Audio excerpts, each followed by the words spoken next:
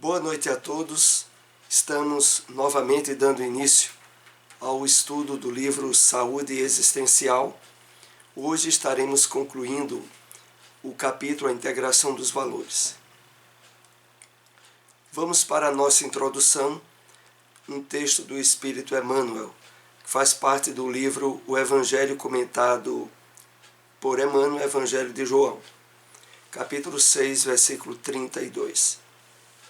Se procuras a própria felicidade, aplica-te com todas as energias ao aproveitamento do pão divino que desce do céu para o teu coração, por meio da palavra dos benfeitores espirituais. E aprende a subir com a mente inflamada de amor e luz aos inesgotáveis celeiros do pão celestial. Vamos assim fazer algumas colocações para darmos início ao nosso estudo. É hábito, aqui nós sempre repetimos, Emmanuel sempre nos convidando à reflexão. Por isso ele diz, se procuras, se de fato buscas a própria felicidade, aplica-te com todas as energias ao aproveitamento do pão divino que desce do céu para o teu coração. Aqui entendamos, o pão divino, o pão que tira toda fome e toda sede e que verte do Evangelho do Cristo, ele é, em termos de plenitude, de felicidade, a via única, de fato, real, para o Espírito eterno, para cada um de nós. E Emmanuel vai, nesse convite à reflexão, prosseguindo. Por meio da palavra dos benfeitores espirituais. Então, na revelação espírita, nesse conjunto imenso de livros que desdobram a codificação, que nos vieram só pelas mãos de Francisco Cândido Xavier, mais de 400 livros, trazem a abundância desse pão divino, se de fato estivermos procurando a verdadeira possibilidade de felicidade no mundo de provas e expiações como é a Terra. E aprende a subir com a mente inflamada de amor e luz aos inesgotáveis celeiros do pão celestial. Analisando aqui essas últimas frases. Aprende a subir com a mente inflamada de amor e luz. Emmanuel aqui nos abre o entendimento a esse valor imenso,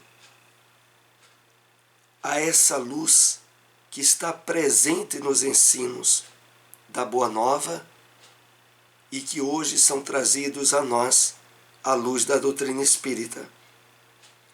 E conclui dizendo, aos inesgotáveis celeiros do pão celestial. Porque, de fato, o conteúdo da realidade espiritual é infinito e é inesgotável. E é para isso que nós aqui estamos sendo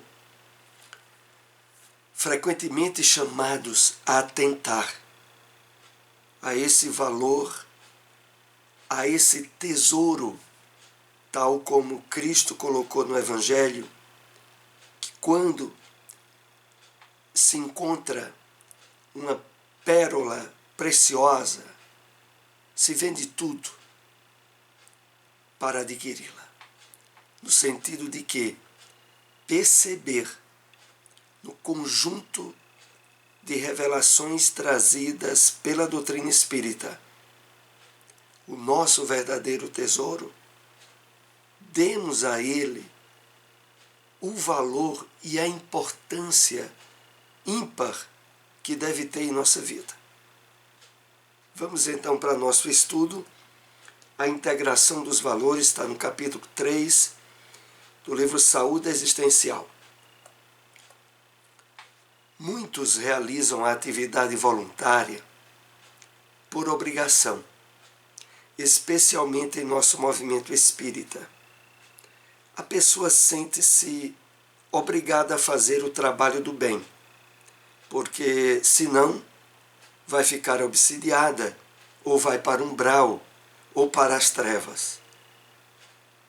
Nessa parte do capítulo, em que são alinhadas as diversas áreas de atividade do nosso espírito, no trabalho voluntário, na vida profissional, na vida familiar, nós vamos sendo chamados ao despertar da consciência espiritual, ao direcionamento das atividades com a consciência do ser espírito eterno, como aquela que deve de fato marcar toda a nossa atividade, toda a nossa ação durante a nossa reencarnação.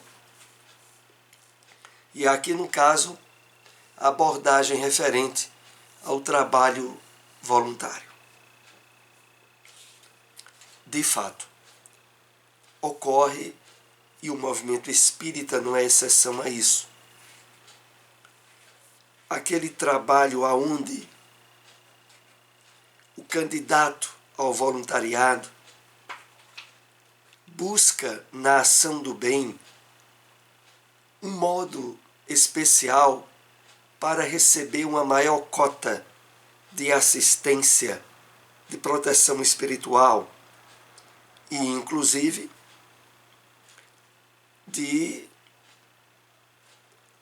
um lugar reservado em nosso lar ou numa colônia espiritual à semelhança. E muitas vezes, sem perceber, esses motivos são os fatores determinantes para o seu trabalho. E isso, como é colocado no capítulo desta obra, não deixa de causar um certo desvalor à importância do trabalho voluntariado. Na verdade, o ideal, a diretriz correta, é aproveitar o ensejo de fazer o bem pela satisfação que o próprio bem traduz para aquele que o faz e no momento que realiza. Não é por consequências que poderão ou deverão surgir mais adiante. Não. É pelo fato de que, quando nós estamos integrados, mente, corpo e espírito, na ação do bem, aquela ação por si só já se traduz no nível de plenitude, de satisfação interior, que é o maior presente que poderíamos ter a expectativa. Prossigamos. Esse movimento gera uma desconexão com o ser. Fazer o bem por motivos, mesmo que de ordem espiritual, refletiriam como pagamento. Esse movimento gera uma desconexão com o ser. A pessoa não se planifica com o bem que realiza, porque o realiza por obrigação, para evitar punições. Ela tenta realizar uma barganha com Deus, tentando se livrar de sanções que existem apenas em sua mente.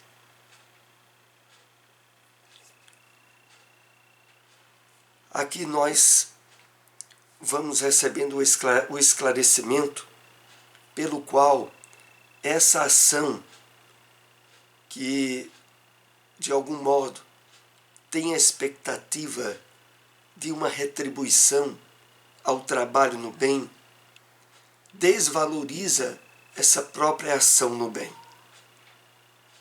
E é porque, primeiro, gera uma desconexão com o ser.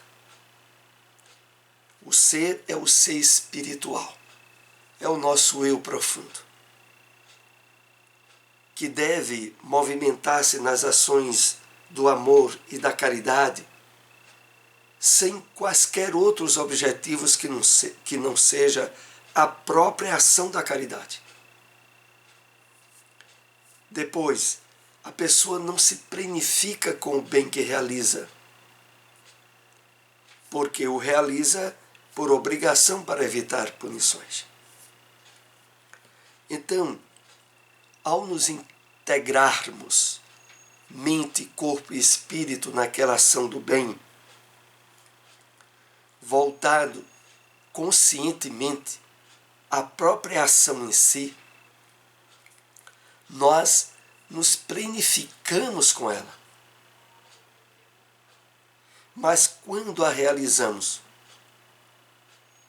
como uma espécie de obrigação para evitar punições, para evitar processos obsessivos e outros, nós, de certo modo, desqualificamos aquela nossa ação. Ela tenta realizar uma barganha com Deus, tentando se livrar de sanções que existem apenas em sua mente. Então, quando há qualquer espécie de expectativa de retribuição, há uma espécie de barganha, de comércio com Deus. E, na verdade, esse comércio só existe de fato em nossa mente, a prejudicar a nossa ação no bem. A pessoa que faz o trabalho voluntário por conscientização, a consciência de ser útil ao próximo, começa na consciência de ser útil a si mesmo, buscando-se os ideais de espiritualidade e religiosidade, aspecto que nos liga a Deus por amor e não por temor. Essa grande diferenciação. Então, a pessoa deve envolver-se no trabalho voluntário pela conscientização de ser útil ao próximo. E nessa ação, direcionada desse modo, não há como não recebermos de forma espontânea e natural o resultado da nossa ação. Buscando-se os ideais de espiritualidade e religiosidade, aspecto que nos liga a Deus por amor e não por temor. O resultado da eficácia desse nosso trabalho por conscientização é porque nele não há espaço para temor a Deus ou de situações espirituais futuras que poderiam ou não ocorrer. Porque o próprio fato em si de estarmos envolvidos de coração naquela ação do bem já configura para o nosso espírito um estado natural e espontâneo de bem-estar, de plenitude, que é o maior pagamento que nós poderíamos desejar. Quem age assim faz o trabalho no bem pelo prazer de ser útil. Se existem recompensas espirituais pelo trabalho que se realiza, a pessoa sabe que são apenas consequências. E não pensa nas recompensas, nem em possíveis sanções, caso não faça o trabalho. Entendemos bem? Mesmo que não realizássemos aquele trabalho, não iria significar que receberíamos punições devido a isso. Então, essa forma de envolvimento com o trabalho voluntário, com o trabalho do bem, que nos é motivada no estudo do capítulo desta obra. E quando aqui diz que se existem recompensas espirituais pelo trabalho que se realiza, é apenas consequência. E nós não estaremos armazenando expectativas disso. Quando o indivíduo está consciente, o trabalho voluntário no bem, em harmonia plena com o ser, ele realiza as atividades de benemerência porque sabe e sente que é o melhor para a sua vida. Sua consciência lhe diz isso. É por isso que a doutrina espírita coloca como prioridade para todo aquele que simpatiza com a sua doutrina, antes de ela envolver-se no trabalho de solidariedade na casa espírita, ela estabeleça um nível de conhecimento, de estudo, de aprendizado da doutrina, para que esse conhecimento dê a ela as bases de sustentação, a qualidade do fazer o bem, que será a consequência.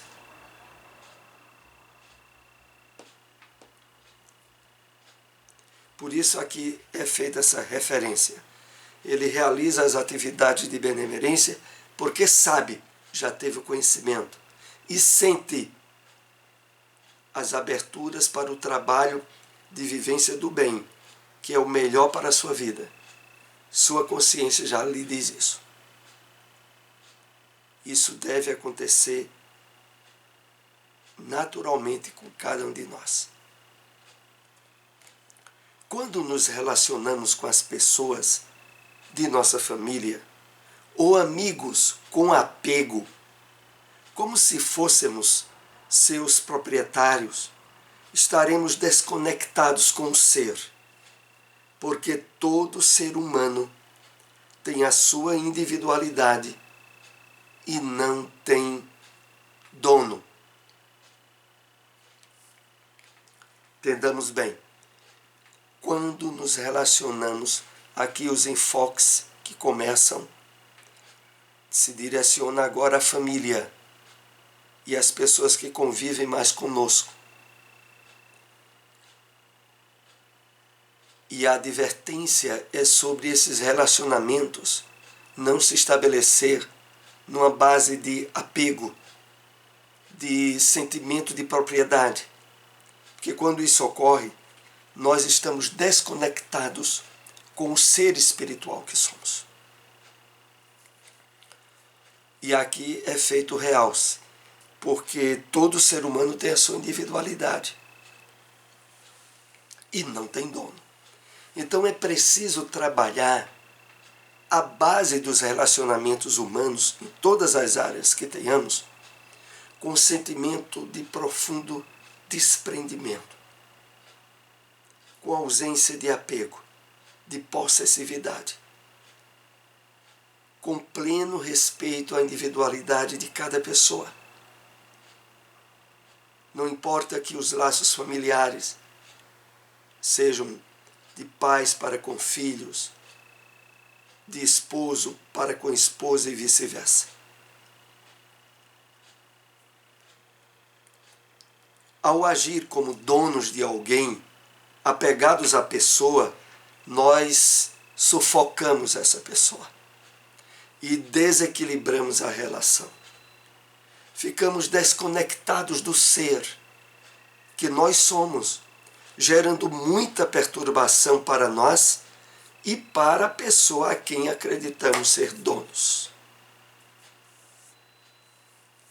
Então que possamos cada um de nós refletir sobre a qualidade dos nossos relacionamentos. E até que ponto trabalhamos essa ausência de apegos e de propriedade sobre os outros. Porque quando isso se estabelece, nós desequilibramos a relação. Nós prejudicamos a qualidade do relacionamento.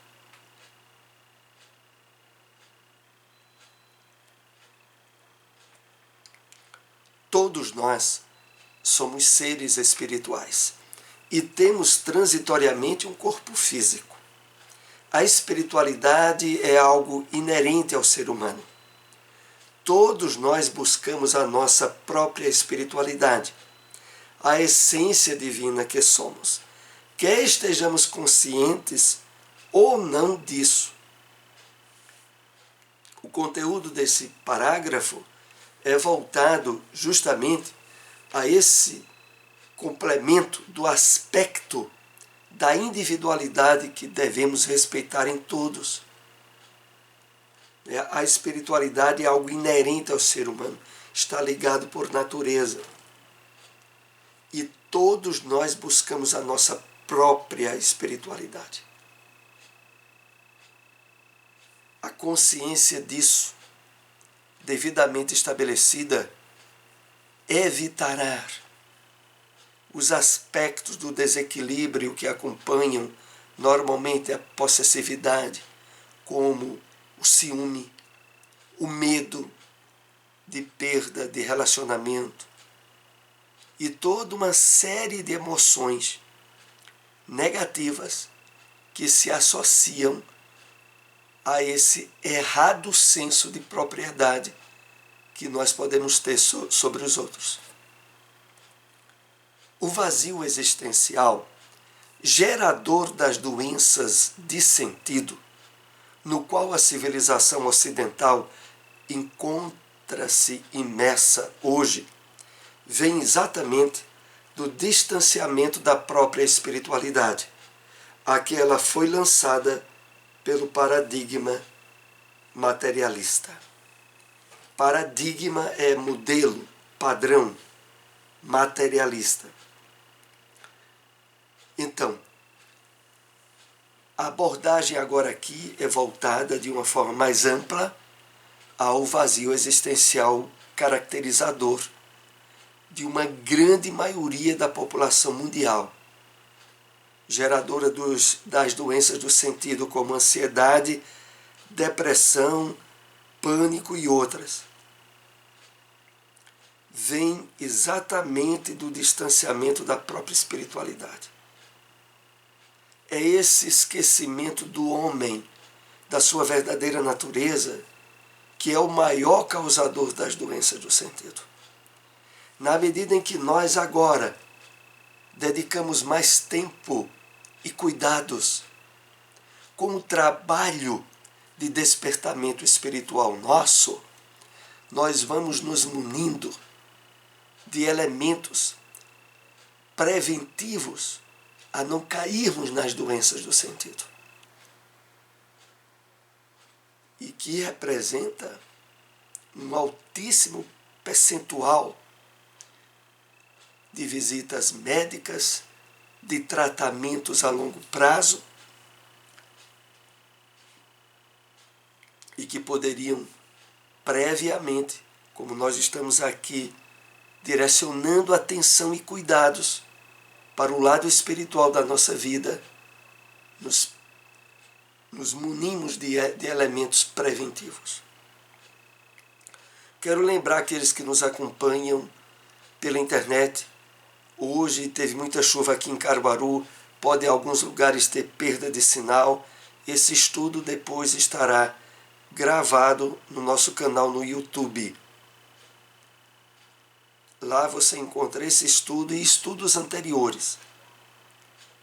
Então, logo depois da transmissão pelo Facebook, nós baixamos a gravação e ela fica lá por tempo indeterminado no nosso canal no YouTube.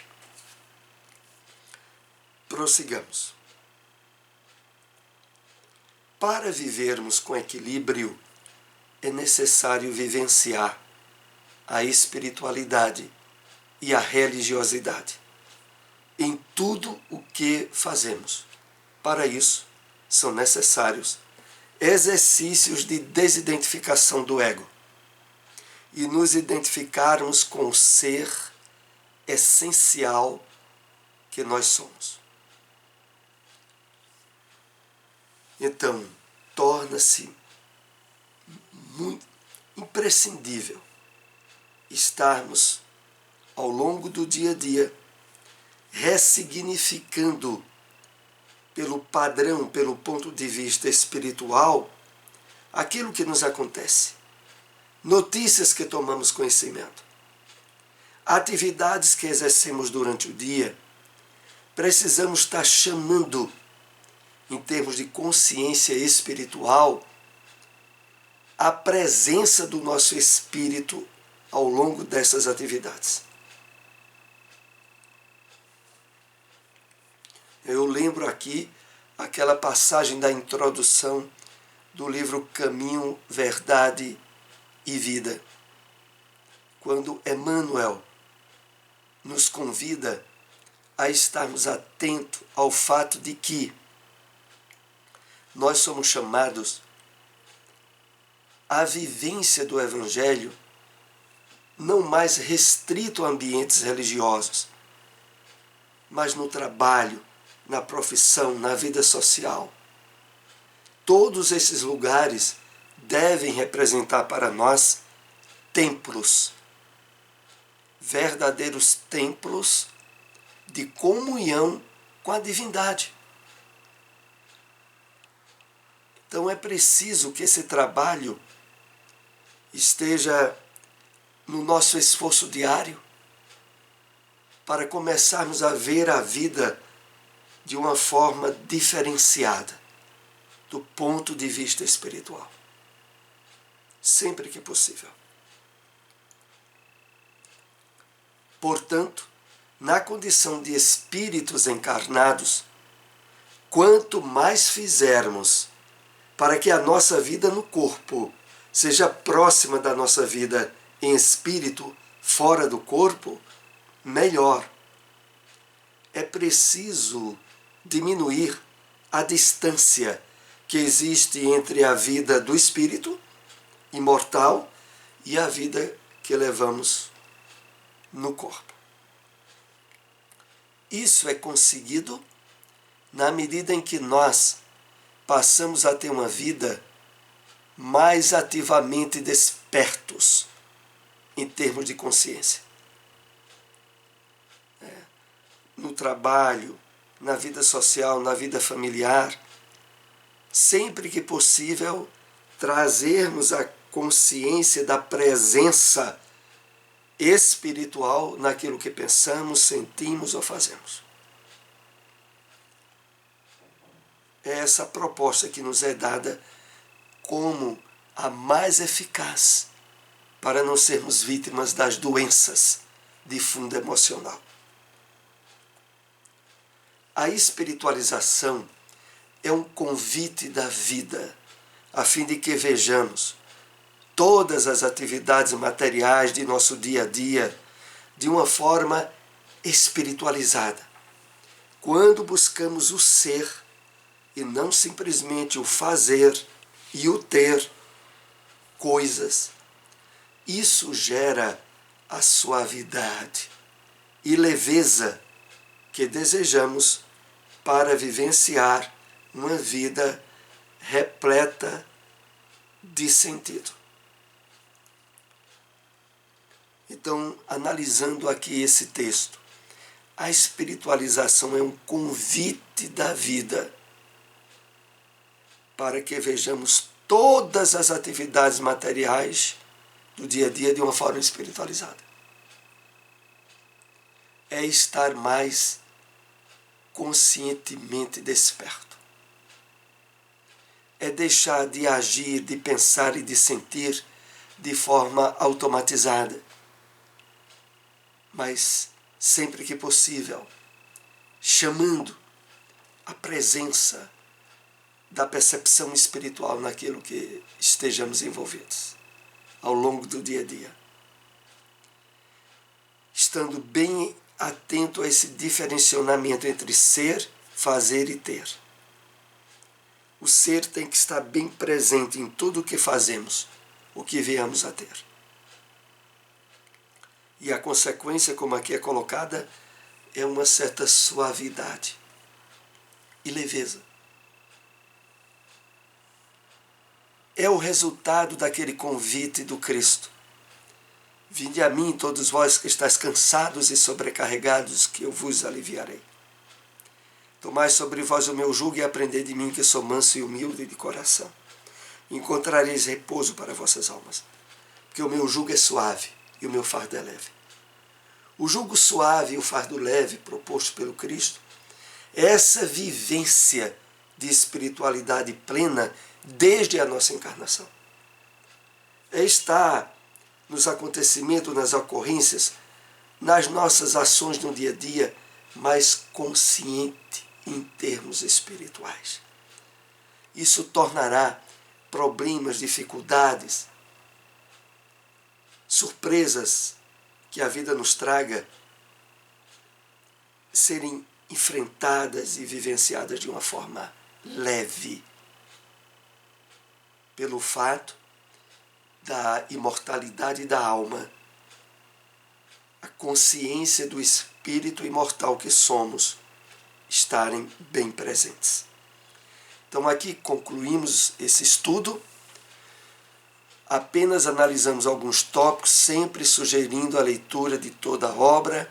Esse estudo depois estará no nosso canal no YouTube. Agradecemos àqueles que possam compartilhar essas informações. Até o nosso próximo encontro. Boa noite a todos.